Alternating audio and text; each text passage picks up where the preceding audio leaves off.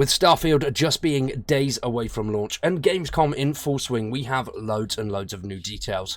And today Bethesda have put out everything about the launch times, when it will be launching for specific editions, and updated PC specs. Today we're going to go over those two things. There's loads of stuff around Gamescom. Check out our Shorts channel for little tidbits of that. And when Gamescom wraps up and we've got all the available news, I'll put together a nice video showcasing everything that we've learnt over the past week. Very excited for this. We've seen loads of awesome interviews from loads of people that have been involved with the development. We've got Todd Howard, a load of guys at Xbox. It looks absolutely amazing. And all of the review copies, people have been putting hints out saying that this game is holding its own. It is doing what Bethesda have promised. And it's putting a few doubters in the ground, which is good. And I'm happy for that. Hopefully, everything goes off without a hitch on launch day, but that is yet to be seen. When it comes to launch day, though, let's check out the times. But before we do that, subscribe to the channel, drop a like on the video, and stick around for more things Starfield. That is what we'll be covering here on this channel in full. Everything from gameplay all the way up to news, tips, and much more. Earlier on today, Bethesda published this here, which showcases everything, all that we need to know for the launch. A little bit about the game itself, some global times, what you get for each edition, and of course, the updated PC specs. So first off, the year is 2330, and humanity has mapped the stars in Starfield, Bethesda's first new universe in 25 years. You will explore a massive open galaxy, create your character, and tell unique stories as you explore the field of stars. Who will you be and what will you discover out there? The next generation RPG launches on the Xbox Series XS and on PC on September 6th, midnight UTC. Play it day one with Game Pass from early access. Now, here we have the global launch times. Luckily for us in the UK, it is on the 1 AM, so that is the Friday morning, or I'm pretty sure it's the Wednesday, which is the 6th, at 1 AM. So, if you haven't booked a day off, I'd recommend it. Quite a few people have got some good times. Sydney, Australia. Oh yeah, that's a good time. 10 AM. 10 o'clock in the morning, as long as you're not at work, obviously. But pretty much decent times. It's not launching, well, in the UK anyway, it's not launching at stupid o'clock.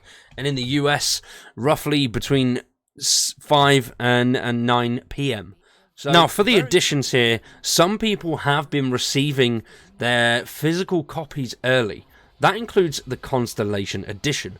I'm currently still waiting for mine, which is a shame. I cannot wait to get it. I want to do an unboxing video, show everything off that's in the Constellation edition. I'm very excited for it.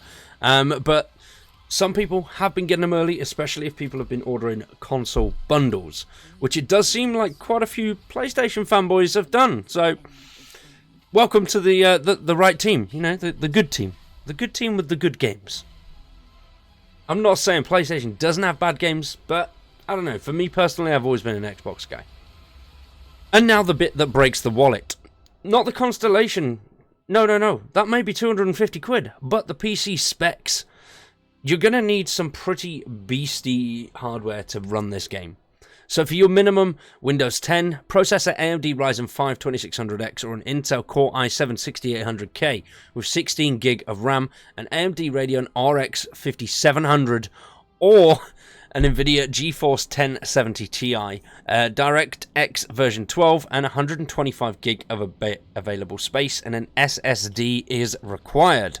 So, Windows 10 for the recommended specs, potentially 11 with updates. The processor, AMD Ryzen 5 3600X and the Intel i5 10600K.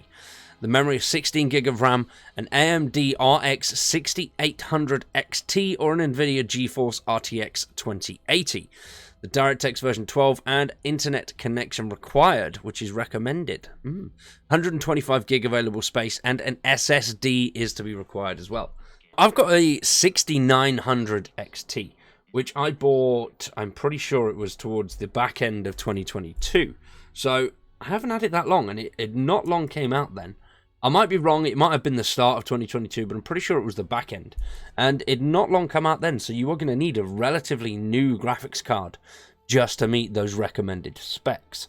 But As we've seen over the past few days, if you have been watching the Gamescom announcements, this game is absolutely massive. Some of the big boys over at Xbox have been playing it for 200-300 hours, and they still don't have a 100% completion rating, nor have they explored all of the other planets that are available to you.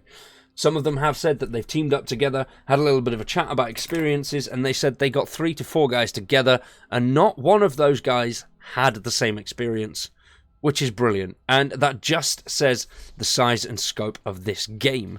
So I kind of get the 125 gig. I mean, that's still a hell of a lot of space, especially if you're on a console. Now that is just a quick one from me for tonight, but I have plenty of stuff in the works at the moment. I'm currently working on a video over the factions and going over all of the factions that are in-game, main factions specifically, where you can, the ones that you'll be able to join and go through their storylines and see what you come out with and see what tickles your fancy. There are loads of other factions and religions in Starfield, so I'm very excited to jump in and check all this stuff out. Let me know what you think down in the comments below. Does your rig match up to the minimum or recommended specs? Let me know down below. For now though, we're going to wrap that one up there. I've been Space Cowboy, you guys have been awesome, thank you for watching, and we'll see you very soon with some more Starfield.